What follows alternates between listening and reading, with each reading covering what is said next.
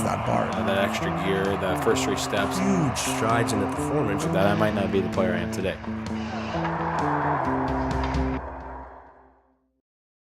Welcome to another episode of Behind the Gear. And today I'm sitting with the Vice President of Hockey Operations here with the Hershey Bears, Bryan Helmer. And Bryan, I'd like to thank you for giving me some time in the nice office here today. It's very nice. Very nice. Anything for you, Blazer. You know, it's always nice to sit down and talk with you. And, obviously the stuff you do for the Hershey Bears, this is the least thing I can do for you. So I appreciate it. To be here. Well, thanks. I remember I got a free shirt one time. That was awesome. That's how we roll here in Hershey. Just one shirt. That's it. Yeah. No, it's been unreal. Like, when you get to that pro level as a GM or as a coach or as what I do as a skill guy, like, yeah, I mean, Hershey's been off the charts as far as how they treat their players and their coaching staff and things like that. It's been really, really cool. But yeah, obviously had quite a journey to get to where you are right now as far as just playing and kind of, if somebody saw you in the street and said, "Hey, Helmsy, where's home for you?" Where would home be for you? Well, I always consider Westport, Ontario, home, and then obviously grew up in Winchester too. So those two places I would consider. Obviously growing up in Winchester would be my first home, and Westport, where we bought when my wife and I got married, would be our second home, and then obviously now being here in Hershey as the Vice President of Hockey Operations, we have a house here too now. So it's for now we call Hershey home, but we always make sure we try to get back to Ontario, and that's where all our family is. So my wife and myself, my family too. So. It's always great to go back there. And that's kind of out by Kingston, Peterborough area, right? Like it is. Kind of pocket? It's just north, about 40 minutes north of Kingston. So again, we've been there for 20 years now, and we bought the place when my wife and I got married, and been there every summer. So and you still have the cottage, right? We do. Yeah, cool. We do. It's a brothel now, though, right? Yes, that's what we're running out of it now. no, it's a pretty cool spot though. You've had it forever, obviously, and. Yeah, so you guys get a chance to get back there a little bit. We do, and it's always nice. It's now it's just a small cottage, so you just go home and open it up quickly and spend a couple of weeks there, and run around, see family and friends, and just enjoy the water. And I love to fish, and I don't do it enough when I'm at home. I'd like to be out there almost every day, but for sure. When you get the chance to get out there and just to be out in the water and throw a line in, it's pretty nice. And, no doubt. So it's always good to go back. And it's also good to go back to see my parents in Winchester where I grew up, and just just to be around there, and that kind of brings up a lot of memories when you're growing up and just going back there. So it's nice, but also we love it here in Hershey. It just feels like a small town feeling, and where everybody knows everybody's business. But that's just the way it is, and that's what we grew up in, and that's what we feel comfortable. So it's pretty comfortable here. And for those people who've never, I think most people have heard of Hershey just because it's chocolate, and I heard of it through hockey just because the Bears. But until I actually came here 4 years ago and started working here, I had no idea what a dynamic place Hershey is. Like, as far as just, I think it's something that I think it should be on a bucket list for most families. Like, just as far as if you're an entrepreneur, this is unbelievable just to hear the story of Hershey and how this whole place was, built. And it's unbelievable. Like, we were talking about it a little bit last night at the event, of just about how this gentleman had visions and all these things that he wanted to do. And it's unbelievable that this city is built on chocolate, and it's, almost self-sufficient, funded as far as like the projects they have going on and the things they do. It's unbelievable. It is. I mean, when you see that one guy and his wife started this basically a whole town of, he had a vision of making chocolate, and he failed a couple of times, but he stayed with it. And, and what he's did with the Milton Hershey School, and it started out as orphan boys would come to the school. And then now it's turned into to females and males, and it's grown almost to almost 2,800 kids. It's crazy. And they don't pay a cent. and they're kids that have been through tough families, tough upbringings, and they come here and they give them a chance to succeed in life. And we visit. We're a big part of the Milton Hershey School. We go over and visit as a team, and just to have our players go over there and just to see and listen to the stories that these kids have came from is pretty special. And and what they've did at the school, and just to walk around, you kind of opens everyone's eyes that sees it. It's a beautiful place. They have their amenities are crazy. They have their own barbershop. They have a dentist. That's right. That's right. It's on and on, and it's close to $100,000 a year per kid. So it just shows you how much money is involved in it. And I know as Hershey Entertainment Resorts, we take pride on giving money back to the school. And last year they gave over $14 million back to the school. So that's as amazing, a company to do something like that is pretty special. But you're right. Hershey's special.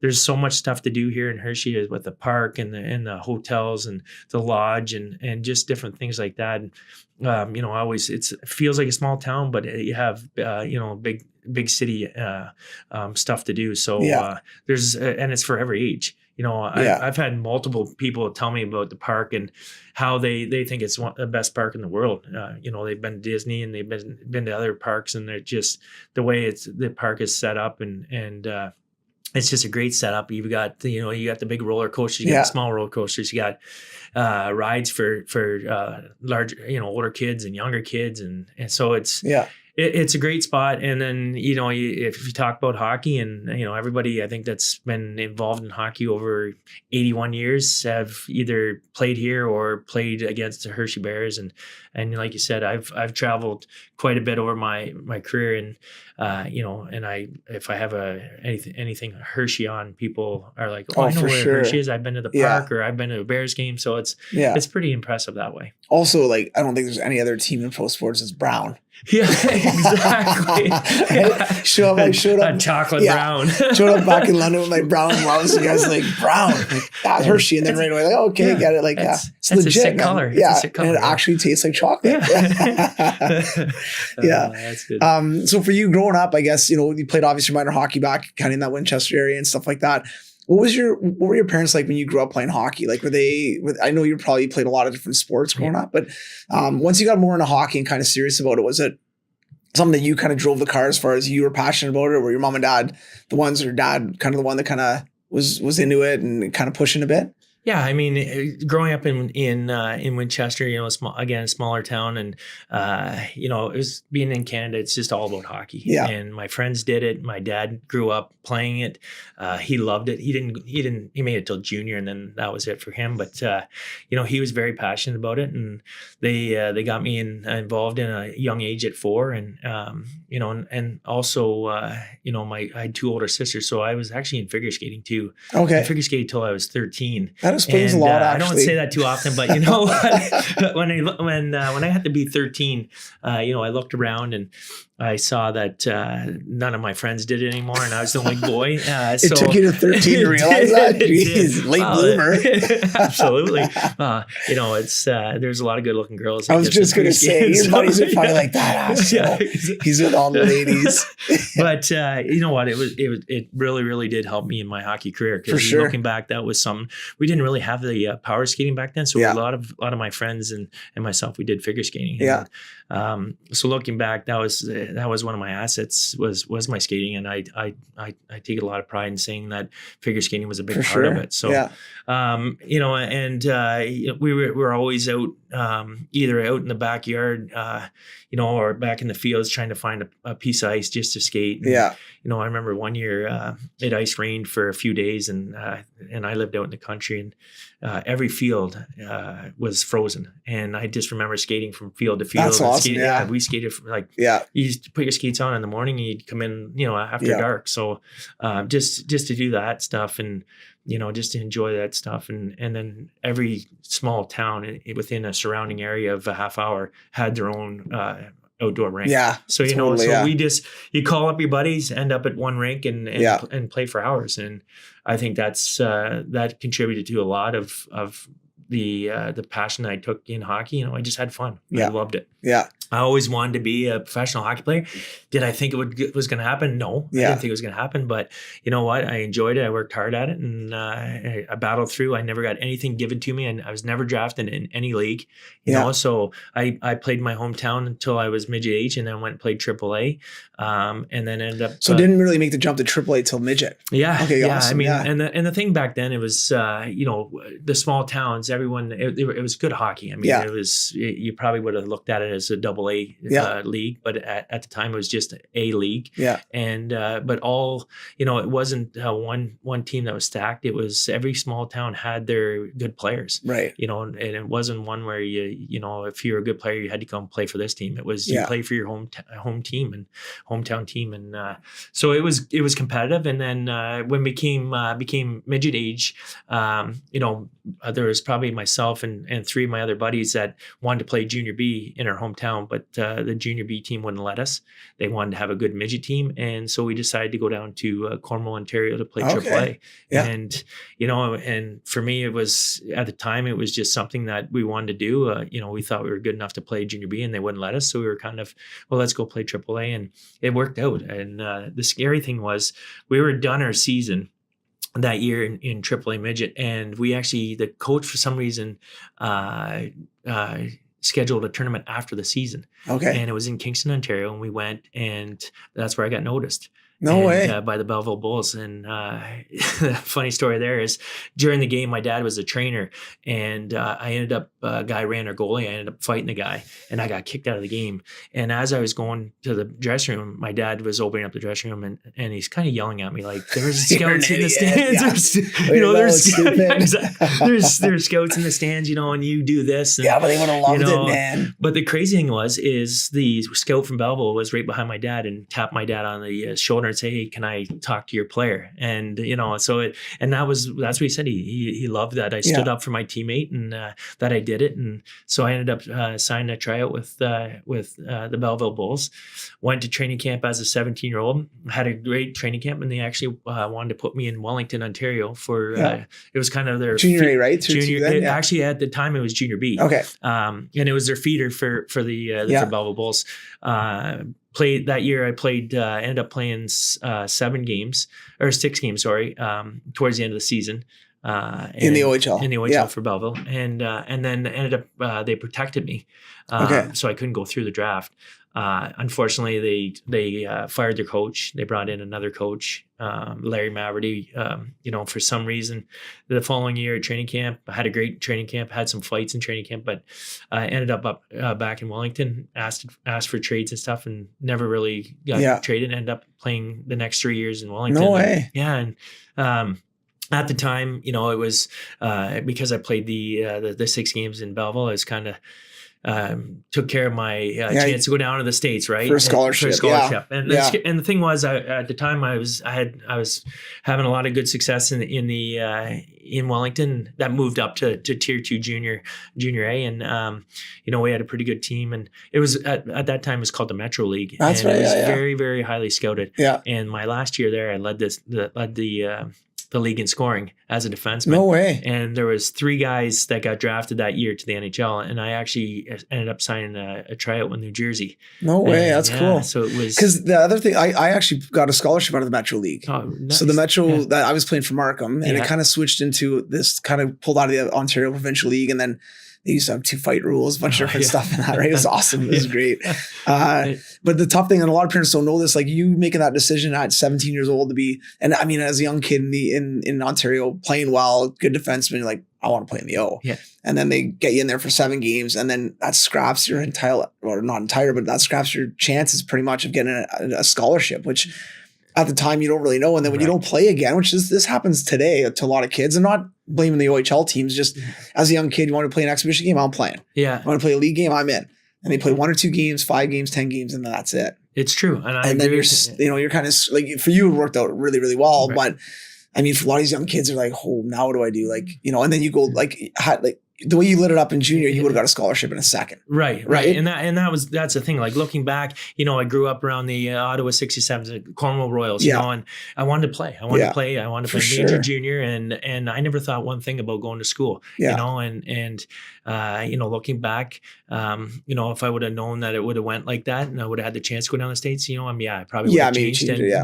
But again, the same old thing is, if I could have, would I've, it all worked out for me. So, but I know as parents, I'm starting to go through this with my son who's 17 now. And, I've got the mindset of, I want him to go to school. I want him to get his schooling. And if he makes it pro after that, then it's icing on the cake. So, but looking back again, it was my dad grew up watching the Ottawa 67s and major junior. And, it was just something that most players went to. And, but anyway, to make a long story short, it ended up working out. I ended up at my last year of junior, I was actually enrolled to go to school in Guelph University. Okay, yeah. And so if it wouldn't have worked out becoming a pro, then I could have went to that. But after I signed the tryout with New Jersey, went into training camp, and I can still remember, Blazer, walking into the dressing room in New Jersey, and you're 20 years old, right? Growing up, I was a big Montreal Canadiens fan, and I walk in, the first guy I see is Stéphane Richer and Claude Lemieux, and I was, and it was like, guys that I know, you're just kind of in awe about it, and then I walk around the corner, and Larry Robinson, who was my biggest hero growing up, because he was born in Winchester, and number 19, and the Big Bird, so he was.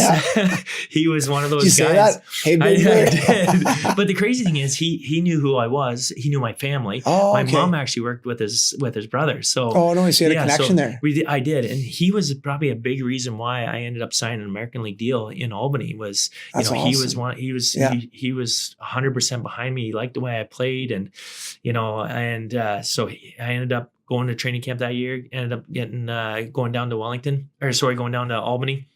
And the crazy thing is, I can still remember the Guelph University coach calling me and saying, "Hey, we need to know, are you coming back to school now?" Right. And he's like, "If they want you, they'd sign you by now." And I'm like, you know what? I'm probably a week away from becoming a professional hockey player. I think I'm going to put that on the back burner. Totally. So, and the crazy thing is, when I played for Wellington, was I did get some schooling. I went to Loyalist College, got a 2-year degree. So it's not like I didn't have anything to fall back on. So smart. So now was that your call or mom and dad's call? It was mom and dad's call, but I would have rather sat on the couch and watched TV. But no, it was something that that's good though, man. Yeah, it is. It was something that we talked about. I talked with my parents, and they were like, "Yeah, you need to get your schooling." And when you're playing junior in Wellington, what better spot to go to? And it is kind of nice going into the pro game, having a bit of a degree or something in your pocket where that you could probably get a job. Back then, a little bit different, easier to get jobs maybe, but even still, like I remember when I finished school and then went and played in the East Coast League, I was like, it was so nice knowing I had a degree.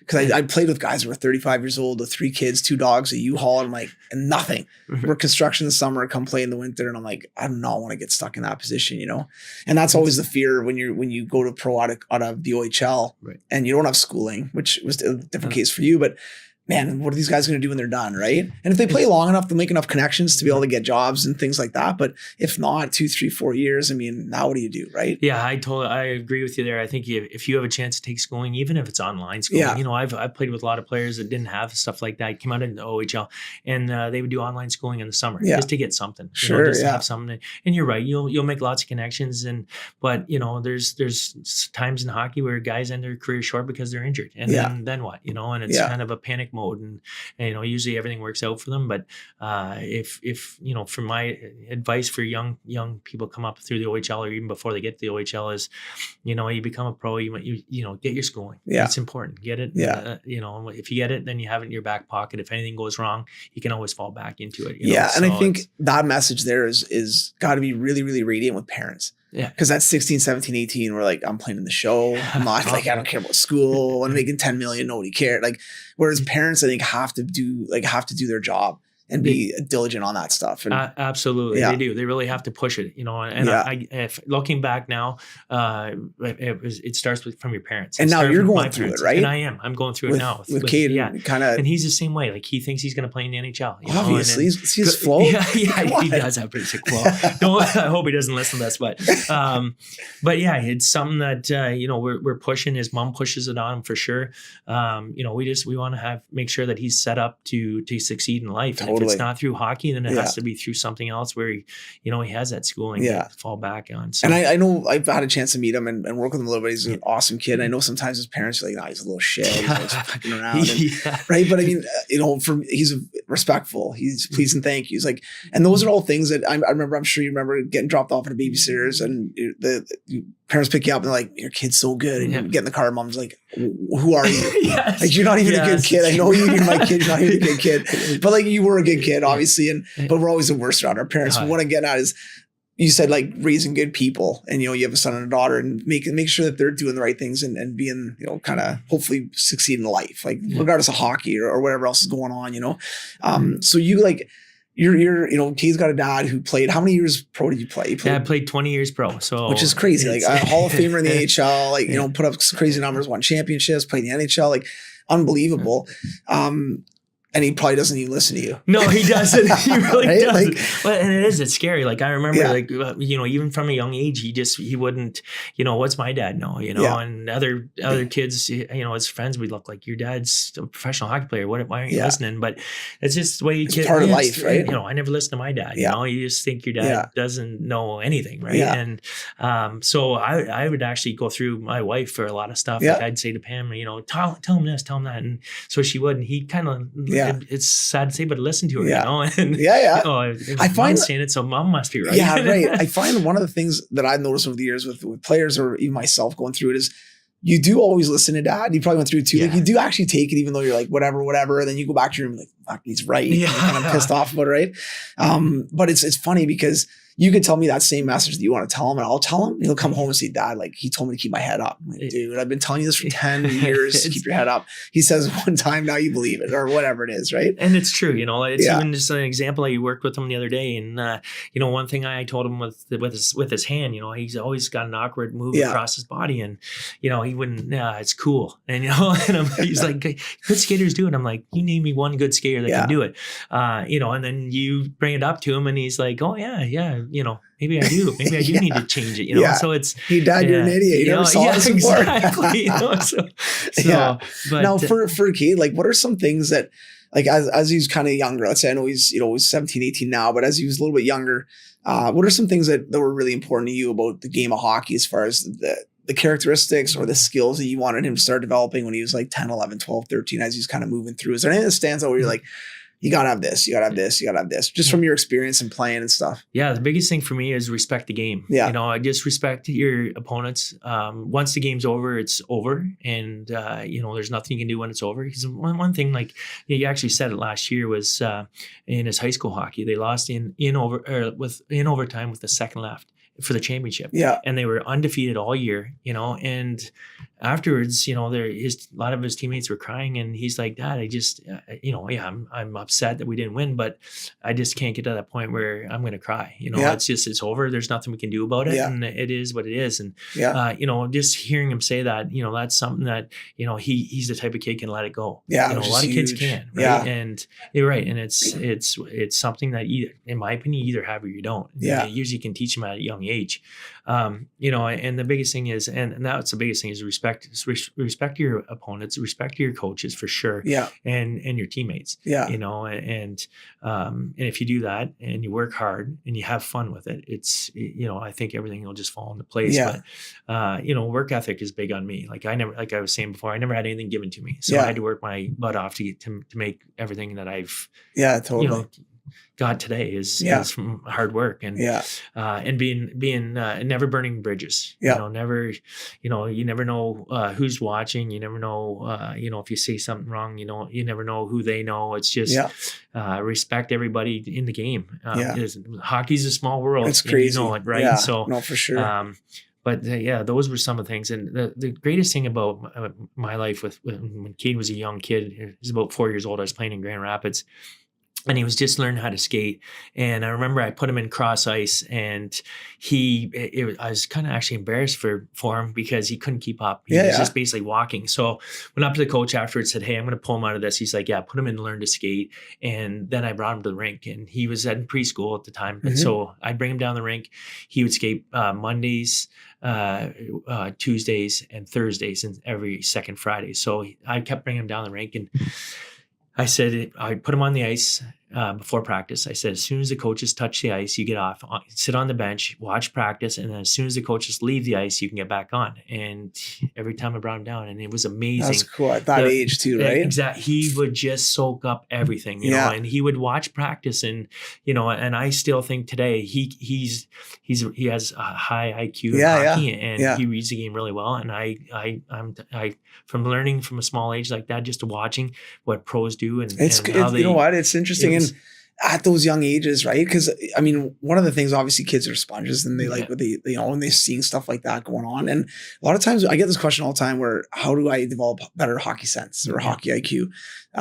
Honestly, watch games with your kid. Yeah. Show them what a breakout is, show them what an offside is, show them whatever it is, right? Or her, doesn't matter. But just like those little intricacies of the game, I think are huge. And he got a chance to kind of, I'm sure the first 10 practices, like, what is going on? And then he kind of, same drills, right? The same kind of things going on. And he started picking up, and he did. And it's really cool. And the crazy thing is, see the process of, you know, just to see him progress, you know, he went from walking to starting to stride, you know, and he had to have 2 sticks, and, you know, it's just, it was like, and then he had to stretch like we did, and, you know, just things like that. It was pretty neat to watch. And then, you know, the coach there was great. It was Greg Ireland. And, you know, next thing you know, I had him in on meetings, and watching video. No way. He'd just sit on my lap and just take it all in. That's amazing. So he became part of the team. And, you know, I still remember going in right before we started playoffs, and I said, "Hey, I know we're going to the playoffs. You know, is it fine that I still bring Kate around?" And Greg's like, "Absolutely. He's part of the team now." That's so cool. You know, and the boys loved it. They too, did. Right? They did. Like, you know, I was the only guy that had kids. You know, and it was one of those things that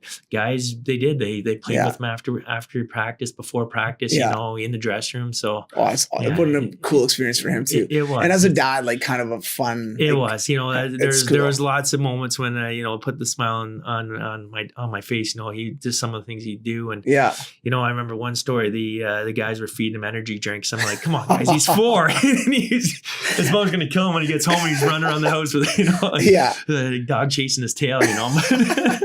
So just some, you know, fun things like that. The guys are, you know, oh man, and if he had a longer memory at that age, some of the stories. Oh yeah, absolutely. Bubble gum just probably wads of it, right? You guys are seeing how many, you know, pieces he could put in his mouth. You know, he's 4 years old. It's amazing. Hockey guys are the best, though. Yeah. No, it's cool. And you said something else too about burning bridges and having that connection. I think obviously, like, you're in this position right now because you haven't burned bridges. You've got good relationships and things like that. Anybody that I talk to about, like, Helmsy or like Bryan Helmer, it's like, what a beauty. Great guy. Oh, I played with him here. I played with him here. You know, like, so you've got that reputation of just being a good guy. And it's nice that obviously Cade sees that and your daughter sees that. And, you know, that's a cool thing too, for them to just, even though he may not listen to you, he's got a good role model there to kind of keep pushing and things like that, obviously. Now that he's kind of moved away from home and he's playing, what are some, like, do you see any key things with him that obviously you're really proud of, that, and maybe a couple areas that, like, he's got to tighten up, but let's go through a couple areas that you see now that you're like, hey, actually this shit did work. This parenting thing actually did work a little bit.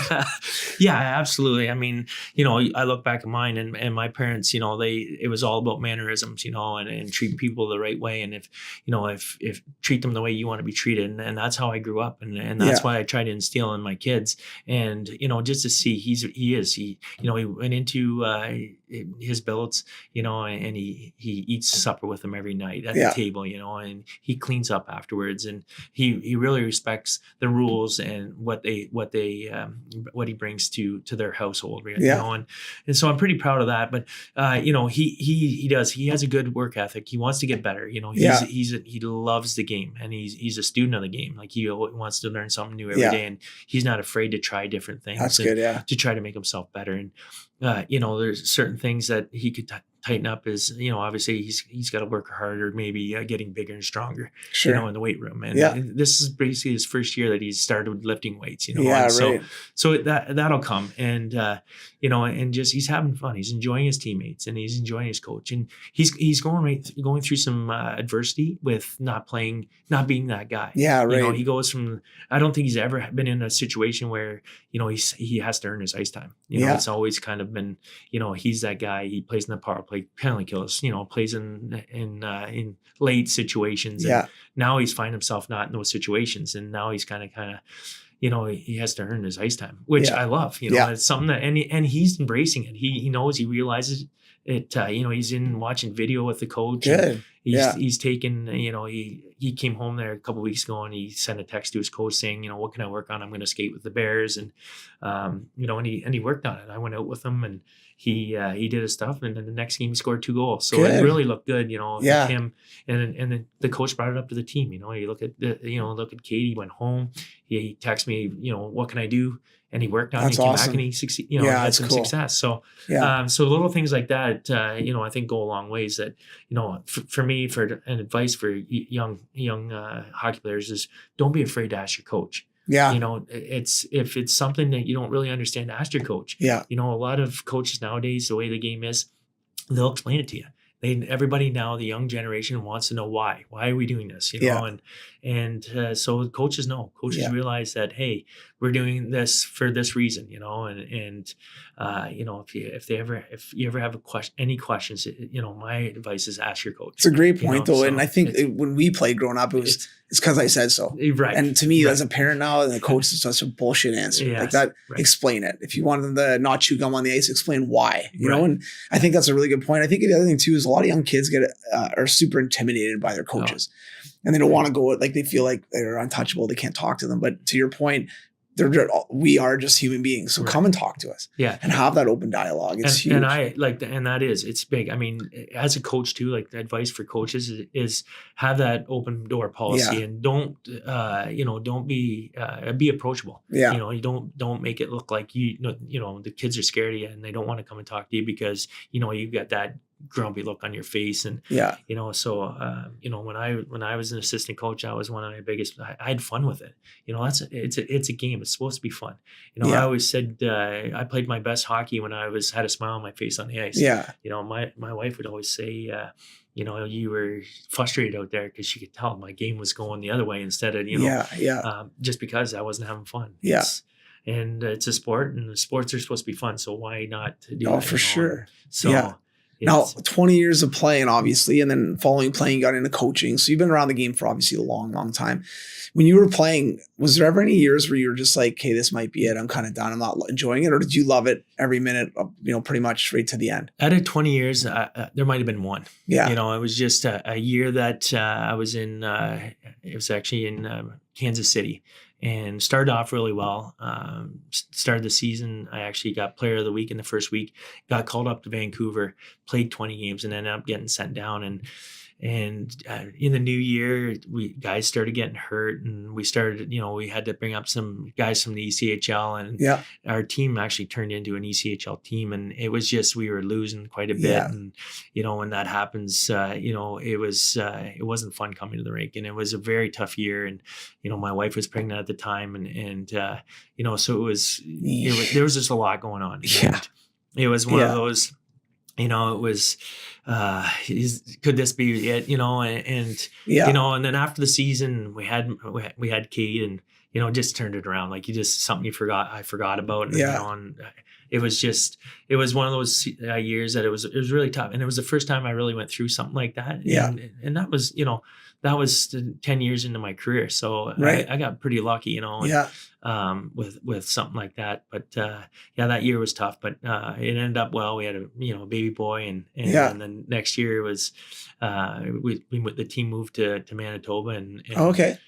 So and then I got off to a good start and ended up just after Christmas, getting called up and playing my most games in Vancouver. Yeah. In one season was 40, and then playing the playoffs. So, That's amazing. Yeah, Yeah, it's that's just awesome. if it's playing 20 years, I was very lucky to play on a lot of good teams and play with a lot of good coaches, and so I was pretty fortunate just to go through 1 year like that. Oh, that's cool. Yeah, that's amazing, man. And obviously won some championships, right? When you were in the AHL. Yeah, it was actually, I love telling that story. So my second year pro was when I won my first Calder Cup, and I played one game in the finals, so I wasn't like a big part of the team, and but you still won. And it took me 14 years to get back to the finals, and I played on some really, really good teams, and that's how crazy hockey is. That's how hard it is, right? Absolutely.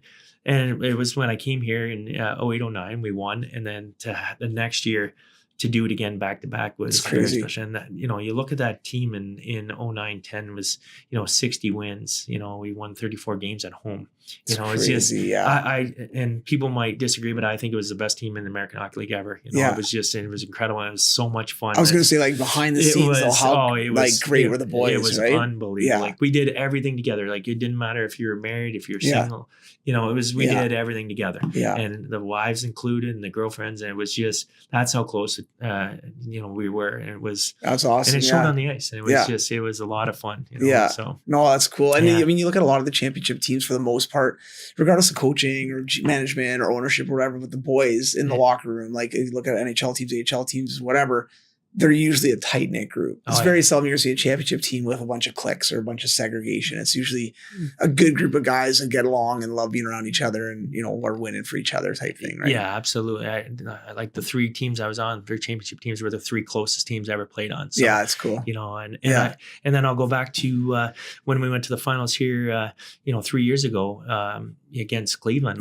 We had a good team, but we weren't the greatest team. No. But man, we were tight. Like right from the coaching staff down, it was that was a really fun group. Yeah. But I mean, I wasn't around as much as obviously you guys are, but there was a pretty special group as far as even how many guys from that group are now getting chances in the NHL and starting to play. And it was it's definitely a cool experience and really cool to be a part of that. Right. Like now some of those guys have Stanley Cup rings and are part of that whole thing too, right? So yeah, and it was fun watching them, lift the cup up this past, really cool, past year, So it was to be a part of that. I was a small part of it, and so were you, and just to see them do that, it's pretty special. No, it's really cool for sure. All right, we'll kind of wrap it a little bit, but I want to ask you a couple of things. Just if you were talking to some young players that are, and you've coached a lot, you've pre-scouted teams, scouted players, things like that. What are a couple of key skills that you look at for a player that wants to play at that next level, whether it's to junior or to the OHL or to college or whatever? There are a couple of key components that you feel are pretty important to making that push, making that jump. Yeah, I think now the way the game's gone, I think speed. I mean, your skating it's I think it starts with skating. And if you can, have a skating coach or just work on it, and it's big. I mean, everyone now is, speed in this game, and which is great. I mean, it makes the game fun to watch, and for sure, and then after that, we'll go back to what we said before: is just watch games. Watch it. That's how you're going to get better. If you watch the NHL games and watch those players or junior players or American League players, just watch games and just, if you're a right winger, watch the right winger and what he does, his tendencies. And what's amazing is, last year I went to a couple playoff games in Washington, and I sat down pretty low towards the glass, and it's amazing how skilled and how fast these guys are in the NHL. It really is. I've been around the game for a long time, but to see them, just up that level. And I know it's playoff hockey, and everyone raises or elevates their play and stuff, but just the skill, their eye-hand coordination, the way they can pick up the puck on the fly in their feet. They can, it's just work on little things like that. Like for example, like just have a your friend or your dad or your coach throw some pucks on your feet and take the puck and throw it, from your feet to your stick, and then start moving, and throwing your feet. Just little things like that. Work on your shot.